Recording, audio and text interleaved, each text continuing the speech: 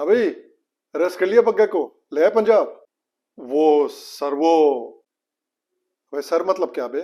Sir हमको तो हरियाणा में ही रोक लिया, बग्गा तो फ्री हो गया, लेकिन हमारे ही अफसरों को हरियाणा पुलिस ने गिरफ्तार कर लिया। ओ तेरे प्यार में मुझको क्या मिला, बाबा जी का ठुल्लू।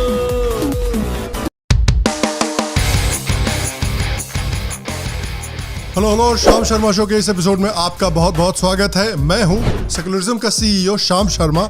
आज मुझसे जुड़ने के लिए और आज का ये एपिसोड देखने के लिए आपका बहुत बहुत धन्यवाद और आप सबको एक सेक्युलर प्रणाम। तो भाई आप तो जानते ही हैं लौड़ासुर को, जिनका सबसे पसंदीदा पास टाइम फैशिज्म से लड़ना रहा है और second favourite pass time Kashmiri हिंदुओं के नरसंहार पर हंसना रहा है। सर जी फैशिज्म से लड़ने के बारे में इतने पैशनेट हैं कि फैशिज्म से लड़ने के लिए इन्होंने एक दंगा स्कूल भी खोल रखा है, जहां बड़े से बड़े दंगाई ट्रेन किए जाते हैं। लेकिन पता नहीं क्यों एक ऐसा आदमी जो फैशिज्म से इतनी नफरत करता है, फ्री स्पीच को इतना सपोर्ट करता है, वो एक छोटे से बीजेपी कार्यकर्ता को उनके खिलाफ ट्वीट करने के लिए अरेस्ट क्यों कर रहा है? मतलब ये भाई साहब ने तो नेशनल टीवी पे फ्री स्पीच को सपोर्ट किया है। एफआईआर नहीं होनी चाहिए अगर कोई बोल रहा है, अभिव्यक्ति की आजादी होनी चाहिए। किसी कल आदेश गुप्ता जी ने मेरे को कितनी गालियां दी हैं, कितनी गंदी गंदी गालियां दी हैं।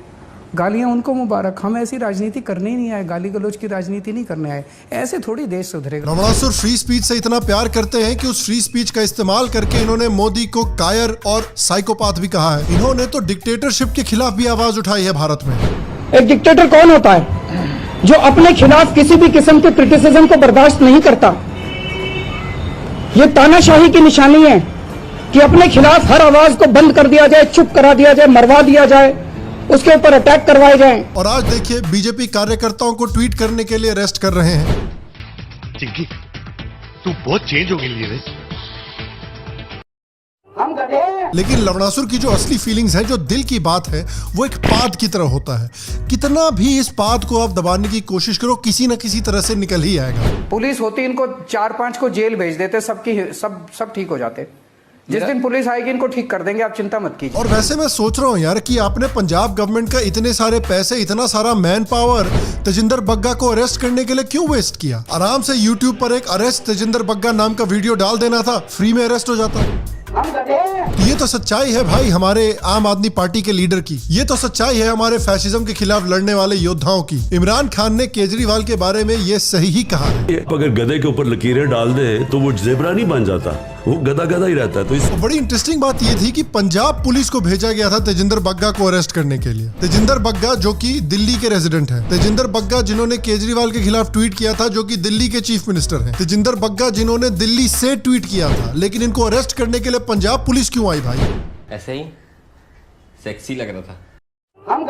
और लवणासुर ने पंजाब पुलिस को तेजिंदर बग्गा को अरेस्ट करने के लिए भेजा और पंजाब पुलिस ने दिल्ली पुलिस से कोई कम्युनिकेशन भी नहीं किया। चुपचाप सुबह सुबह 5 बजे इनके घर पे पहुंच गई और इनको बेसिकली किडनैप करके पंजाब ले जाने की कोशिश कर रहे थे। That's fucking illegal. हालत तो ये थी कि दिल्ली पुलिस ने पंजाब पुलिस के ऊपर किडनैपिंग का केस डाल दिया और इसी किडनैपिंग केस के तहत जब पंजाब पुलिस तेजिंदर बग्गा को उठा के हरियाणा के थ्रू पंजाब ले जा रही थी, तो हरियाणा पुलिस ने इनको रोक दिया। तेजिंदर बग्गा को छुड़ाया और पंजाब पुलिस के ऑफिसर्स को किडनैपिंग के केस में पकड़ लिया।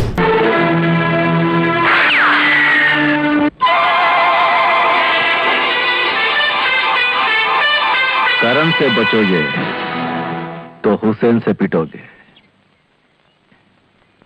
और आम आदमी पार्टी तो भैया डिक्टेटर से इतनी नफरत करती है कि उन्होंने एक ऐसे न्यूज चैनल के मैनेजिंग डायरेक्टर को पिछले महीने गिरफ्तार किया था, जिन्होंने आम आदमी पार्टी के फेक क्लेम्स को एक्सपोज किया था। तो आप पंजाब की हालत देखिए कि पंजाब में दिन दहाड़े लोग पैसे लूट रहे हैं। पंजाब में दिन दहाड़े खालिस्तानी और एक्सट्रीमिस्ट सिख जो हैं मंदिरों को अटैक कर रहे हैं। पंजाब में ड्रग्स इतनी पूरी तरह से फैले हुए हैं कि पंजाब के चीफ मिनिस्टर की शक्ल देख के लगता है कि सबसे बड़े कस्टमर वही हैं। लेकिन इन सब चीजों में पंजाब पुलिस को कोई इंटरेस्ट नहीं है। लेकिन लवणासुर के खिलाफ एक शब्द भी बोल दिया तो पुलिस की चुस्ती देखिए।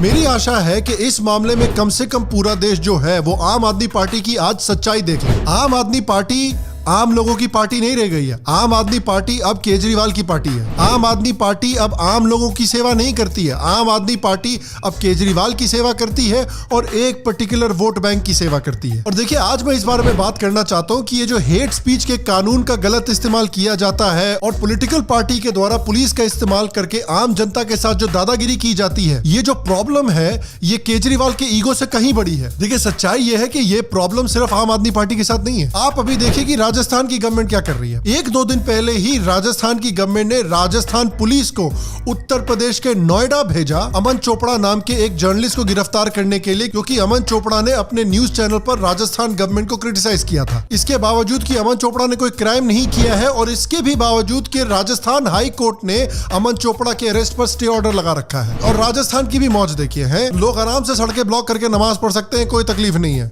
ईद के समय पर, परशुराम जयंती के समय पर लोग आराम से दंगे कर सकते हैं, पुलिस को कोई टेंशन नहीं है। लेकिन साला राजस्थान गवर्नमेंट के खिलाफ एक शब्द भी बोल दो और पुलिस की चुस्ती देखो। और ये तो कांग्रेस पार्टी का बहुत पुराना कल्चर है भैया। कांग्रेस पार्टी तो सालों से ये सब काम करती हुई आ रही है। और पॉलिटिकल पावर का जो मिसयूज करती है ना पॉलिटिकल पार्टीज आम आदमी के साथ दादागिरी करने के लिए, ये सारी पॉलिटिकल पार्टीज करती है। शिवसेना को देख लो, किस तरह से अर्नब गोस्वामी को अरेस्ट करवाया था, किस तरह से कंगना रनावत का ऑफिस तोड़ा था, किस तरह से एक आदमी को एक ट्वीट डालने के लिए अरेस्ट कर लिया था। तमिलनाडु के डीएमके को देख लीजिए, वो लोग उन यूट्यूबर्स को अरेस्ट करते हैं जो इनकी द्रविडियन आइडियोलॉजी को क्रिटिसाइज करते हैं। एआईएमआईएम तो सीधे मार नहीं पहुंच जाता है यार। तृणमूल कांग्रेस पार्टी को देख लीजिए, इन्होंने तो बीजेपी वर्कर्स का जलियांवाला बाग बना के रखा हुआ है बंगाल में। और बीजेपी भी कुछ पीछे है नहीं। आप याद कीजिए कि बीजेपी गवर्नमेंट के ही गुंडे थे जिन्होंने यहाँ के मुनव्वर फारूकी का शो रोका था मध्य प्रदेश में और उसको अरेस्ट भी किया था, बस इसलिए क्योंकि वो गंदे भद्दे जोक्स मार रहा था। और देखिए, इसमें हमारे सेक्युलरिज्म के ठेकेदार, डेमोक्रेसी के ठेकेदार और मीडिया के ठेकेदार वो भी कुछ नहीं करने वाले, क्योंकि ये लोग भी उन डिक्टेटर्स को सपोर्ट करेंगे जिन डिक्टेटर्स की आइडियोलॉजी इनसे मेल खाती है। तो पॉलिटिकल पार्टीज जो है वो दादागिरी करती रहेंगी पुलिस का इस्तेमाल करके। डेमोक्रेसी और मीडिया के ठेकेदार हैं, वो अपने चहेते डिक्टेटर को सपोर्ट करके मौज करते रहेंगे। पिसेगा कौन? लगेगी किसकी? आपकी, आम आदमी की। कोर्ट्स के पास भी जाने का कितना फायदा होता है। एक तो इतनी बड़ी पेंडेंसी पड़ी हुई है कोर्ट केसेस की, उसके ऊपर से कोर्ट्स के खिलाफ भी आप जरा सा कुछ बोल दो तो कोर्ट आपके ऊपर ही कंटेम्प्ट नोटिस लगा देता है। यार, एक बात पे तो मैं और आप लोग सब लोग एग्री कर सकते हैं ना कि इंडिया में एक ओपिनियन रखना जुर्म नहीं होना चाहिए, चाहे वो एक भद्दा ओपिनियन हो, बेवकूफाना ओपिनियन हो। देखिए, चाहे आप लेफ्ट विंग हो, राइट विंग हो, अप विंग हो, डाउन विंग हो, पॉलिटिकल पार्टीज की इस दादागिरी से हमको तभी छुटकारा मिलेगा जब हम आप सब लोग मिलकर पॉलिटिकल पार्टी से भारत के जो हेट स्पीच लॉज है, यानी आईपीसी का 153A, 153B, 295A, इनको हटाने की मांग करेंगे और इनको हटवाएंगे। तभी जाकर इस दादागिरी से हमको छुटकारा मिलेगा। और सारी स्पीच लीगल होने की जरूरत नहीं है। देखिए, अगर कोई जबरदस्ती हिंसा करने की बात कर रहा है तो वो स्पीच फिर भी इलीगल होनी चाहिए। लेकिन यार, भारत जैसी डेमोक्रेसी में कम से कम एक इंसान के पास ये अधिकार तो होना चाहिए कि वो अपने ओपिनियंस फ्री तरीके से एक्सप्रेस कर सके। याद रखिए, आनंद रंगनाथन ने एक बार कहा था कि आज मैं अगर जेल में नहीं हूं तो सिर्फ इसलिए कि गवर्नमेंट ने फिलहाल डिसाइड करके रखा हुआ है कि मुझे जेल में डालने की जरूरत नहीं है। जिस दिन गवर्नमेंट ने डिसाइड कर लिया उस दिन मैं जेल में चला गया। यह है हमारी डेमोक्रेसी।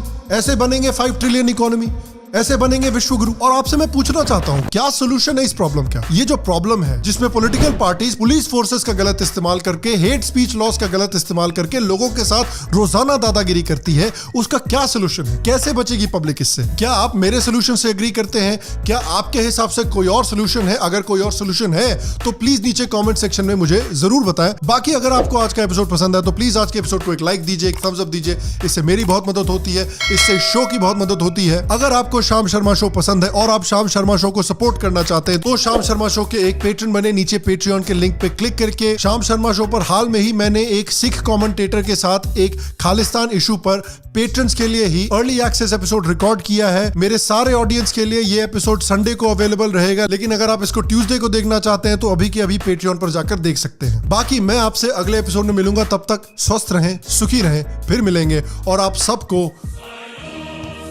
एक सेक्युलर प्रणाम।